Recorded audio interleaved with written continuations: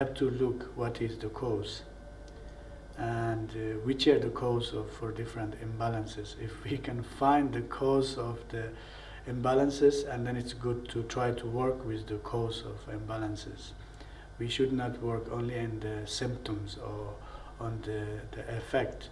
And therefore in Tibetan medicine it's mentioned two different types of the cause. First one is called primary cause of the illnesses, and these are mainly talking about our mental aspect, which is like desire, aggression, and delusion or ignorance. It's also it's called the long distance cause of the disease. So all kind of disease, mental disease, physical disease, energetic problems, everything is originally coming from the mind, mental aspect. And that's why these are called the primary causes of the disease. And then the second one is, the second part is secondary cause of illnesses. Here is environmental, provocation, diet, lifestyle, and behaviors. This environmental cause, and also we call it a seasonal cause. Different season can be cause of different problems.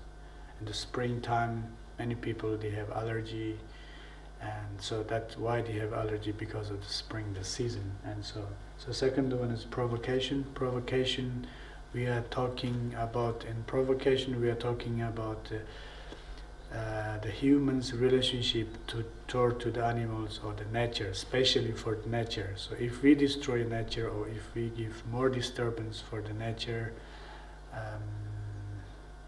digging the minerals, for example, giving a pollution for the space, for the air, and all this disturbance what we produce to the nature, and then nature sends back as negative energies.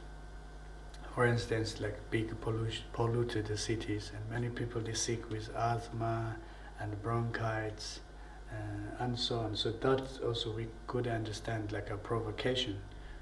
We are making the cause to provocate the nature, and then through the nature, and we are receiving it back. And other two important things, the cause of the disease, the diet and lifestyle.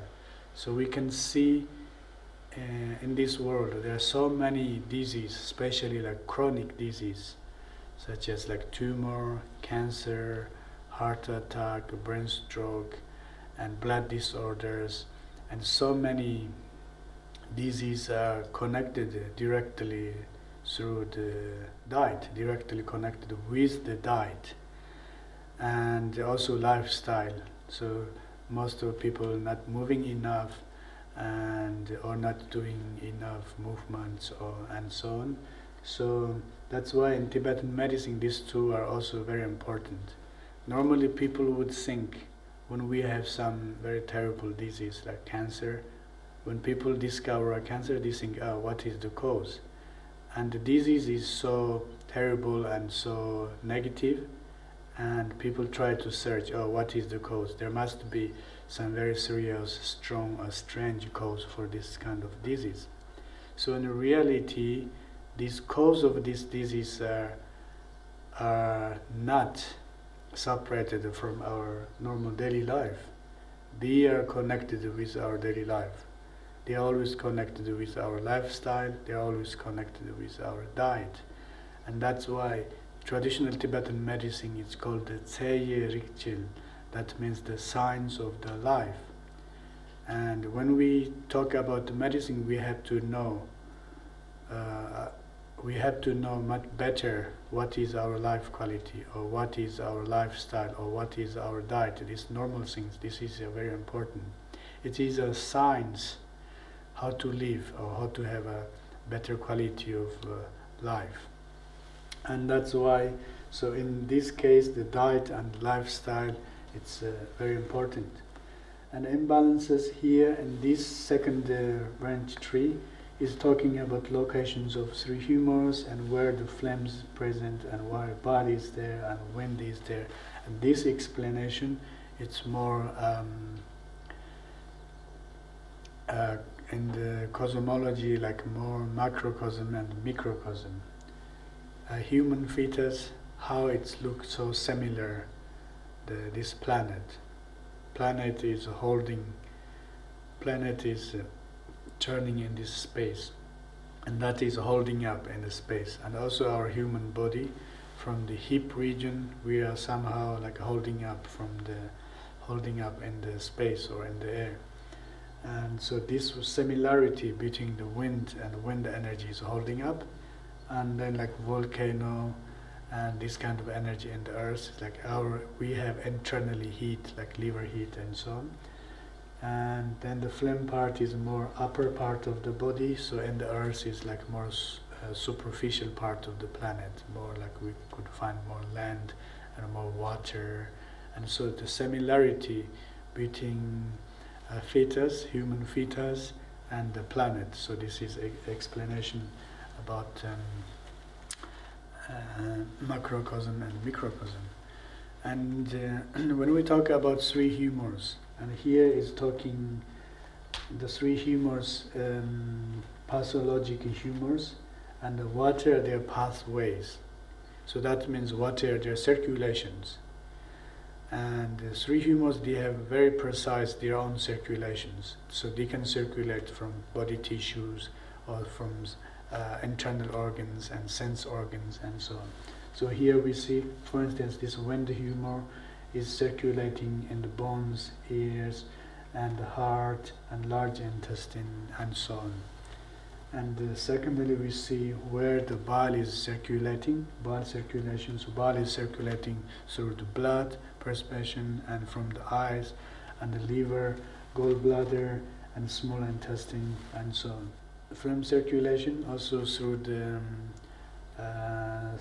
body constituents and through the internal organs, solid organs or hollow organs, and through the sense organs, so which is written here quite clear.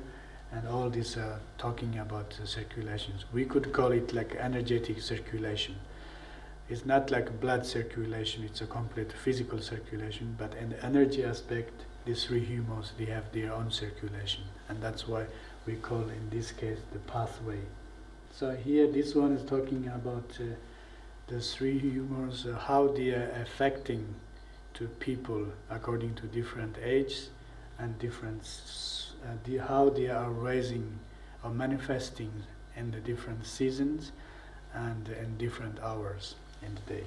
And this part is incurable disease. So in Tibetan medicine mentions, especially in this tree, talking about incurable disease.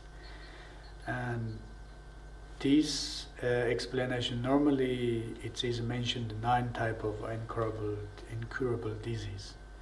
But the main reason why they mention here is, of course, we can't cure all kinds of disease. And somehow to have a disease and we can't cure this and people die through this disease, somehow it's also the natural aspect. And therefore, in this tree, this branch is talking, it's not we always against and we fight with this disease or with the sickness. And somehow we have to have a close relationship with disease, or we have to accept this disease. And that's why the doctors work also not always to try to think how we can cure this disease and how we can deal with this disease. And somehow we should also have a better understanding how we can tell to patient and how we can make them to accept or to understand this kind of conditions in their life. So I think that is also a very important part. This one is incorrect therapies, imbalances which can also manifest in the incorrect therapies, which is, it seems complicated, but normally it's quite easy. Like sometimes if here is talking, if we don't give a very precise treatment,